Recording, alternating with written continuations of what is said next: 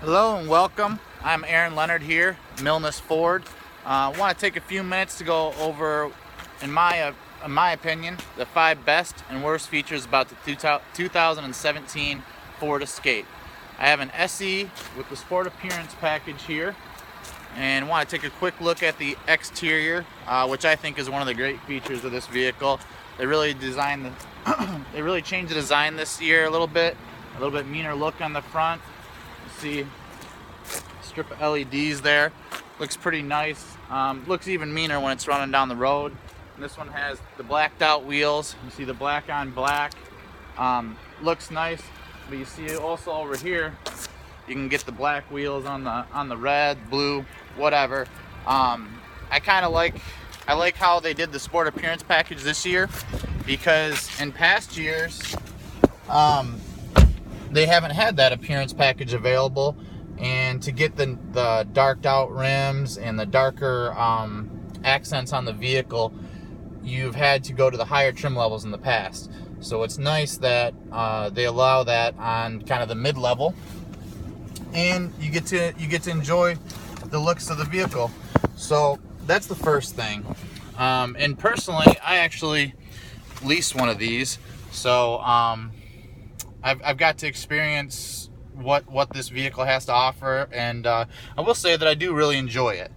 But the second thing that I really like about this unit is the Sync 3 system here. They upgraded from the Sync to the Sync 3 from the My Ford Touch. Again, my opinion, but I like it a lot more. It's a lot easier to use. The thing I really like about the Escape in particular is in 2017 they have the Sync 3 available with the Sync Connect. Sync Connect is a modem that is installed in the vehicle so that you can use it with the Ford Pass app on your phone to unlock and lock your car, find parking spots. If you have a remote start, you can actually remote start with your phone. So pretty cool feature. That's 2 and 3 right there that I like. But the Sync 3, man, head and shoulders above My Ford Touch. It, to me, does what everything you hoped My Ford Touch would do, Sync 3 does. And the nice thing about the Sync 3 in the Escape, you do have full functionality of the Android Auto and the Apple CarPlay, which is a great feature. I like it with my iPhone. I'm able to plug my phone in. I don't have navigation in mine, so I'm able to plug my phone in, pull my Maps app up off my phone onto the screen, and then I'm able to communicate with my phone through Siri, so I can ask her questions such as, how late's Arby's open, and she'll tell me the nearest Arby's and how to get there and how late they're open. So I think that's a great feature. Another thing I noticed, it's December here in Michigan, and I have a 4x4. A lot of the things like the advanced track, curve control, roll stability control, those type of things. The safety features, they kind of, I don't know, they're not sexy, they're boring. But I noticed that with my 4x4, I love it because I don't have to think when I'm driving. I don't have to feather the gas to pull out or anything like that. When you pull out of a parking lot on the icy road, you just go, and the car kind of makes sense of it for you. I really like that. Customers, of course, seem to as well. So with that being said, I'm going to go over the 5 features that I don't like. First one is the auto stop function. And, it doesn't bother me too much. It's nice. It's a fuel-saving feature. And what that is you'll see we got a button here where we can turn it off. And what that feature does is when you're at a stoplight, in drive, you have your foot on the brake. The vehicle will shut down if it's able to, without taking power away from your radio, your heat, and so on. And it's not anything that you notice necessarily, other than a lack of the sound of the engine. It's just something to get used to. Not really a terrible thing, but it's just different. It's not anything that anybody's used to, because there's just a second of hesitation between when you let your foot off the brake and when it really feels like the car is started up. Now, with that being said, you can hit the gas and that car will go just as soon as you can hit the gas, but it it's just a feature that you have to get used to. Second thing, and Ford's done this for a while now, is this is an intelligent four-wheel drive, meaning that there's no switch, nothing like that. It is always in 4x4, and they have a computer that will judge whether or not you need to give more power to the rear wheels or less power, and so on. So there's no switch, which is, okay. Again, makes it easier, but a lot of people like that switch.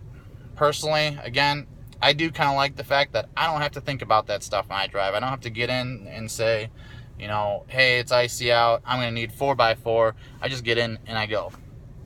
So that, good, bad, indifferent, whatever, but moving forward, one thing that they did change for 17 here, as I'll show you, is this traction control light, or the traction control button. You can turn it off. See right there, it's turning off right now. You might be thinking, hey, that's a really simple feature. Why the heck would you mention that? Well, on the 13s, 14s, 15s, and 16 Escapes, if you had a 4x4, you may have thought, hey, my vehicle's not real good in the snow. But the fact of the matter is that if you take that traction control off, it really makes a big difference, especially when you're in your deeper snow, getting unstuck, those type of things. And in the past, you had to go into the driver information center up here, and you had to go down, and to go to settings, and to go to driver assist, and you had to hit your traction control to turn it off. And now that feature is on every single time you turn the vehicle on, but it's just something that some folks find difficult tracking down, when you're in the heat of the moment, trying to get unstuck out of your driveway, or, whatever the situation may be. So, moving forward again, the tires on these units, they're not the best. That's kind of one of my bummers about it. I lease, so I don't really think much about it.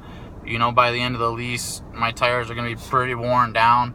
But that's always something that with the Escapes, the Fusions and Focuses really too, kind of all have the similar tires. They're all season, but they're not the best all season you can get. So that's something that's kind of a bugger as well. And moving on to number 4 here, this unit SE, like I said, has the key here. Is it a big deal that it has a key? No. Cars are supposed to have keys, right? They all have keys.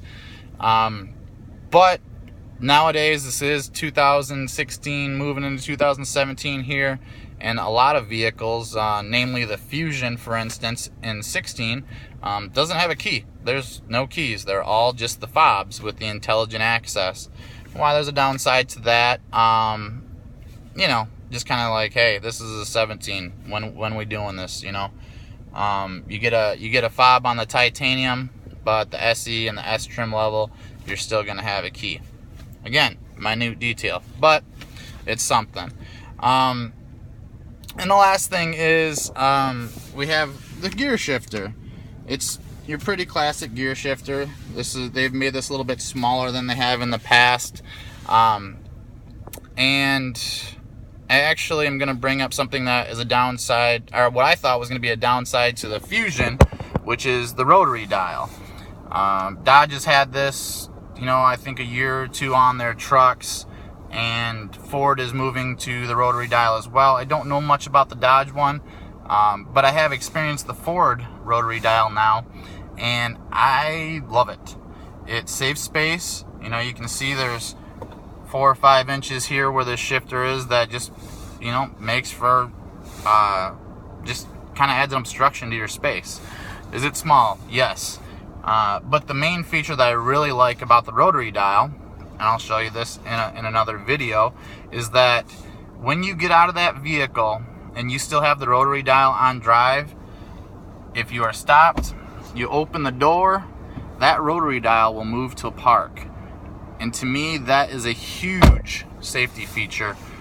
For somebody that's worked in the car business now for, gosh, 13 years, kind of showing my age, but for somebody who's worked in the car business for 13 years and gotten in and out of thousands of cars, when you're trying to move a lot of cars, things happen. You forget. I mean, you get out of vehicles when they're in drive. You'd say, you know, how do you do that? Well, when you're getting out of 100 cars a day, you know, those type of things happen. And I know there's been some other vehicles, I'll say, made by other manufacturers that have had issues with going to different style of shifters. Neither the rotary dial or the classic shifters. And they're not so mechanical feeling, and they've had safety issues with those. So it was really nice to see that, at least on the Fusions, and I'm assuming moving forward, all these features, I would guess, would be on this Escape. But the rotary dial is something I would like to see. So, you know, it is what it is. All in all, I love my Escape. I wouldn't pick another one. I would like this leather steering wheel. Gosh, this is nice. You can hear a rant about that in a different video too. But like I said, all in all, I love my Escape. Does what I need to do, and I don't have to think about it while I'm driving. I don't get stuck, and it's great. So I hope you enjoyed this video, going over some of the pros and cons today of the 2017 Escape. Love the looks of them, love the drive, and you know, just a few small things. But I think that as far as this car goes, with the other vehicles that are up against it, I really think that this is one of the better options. So I thank you for watching me today. Hope you subscribe, like the video, and please comment below.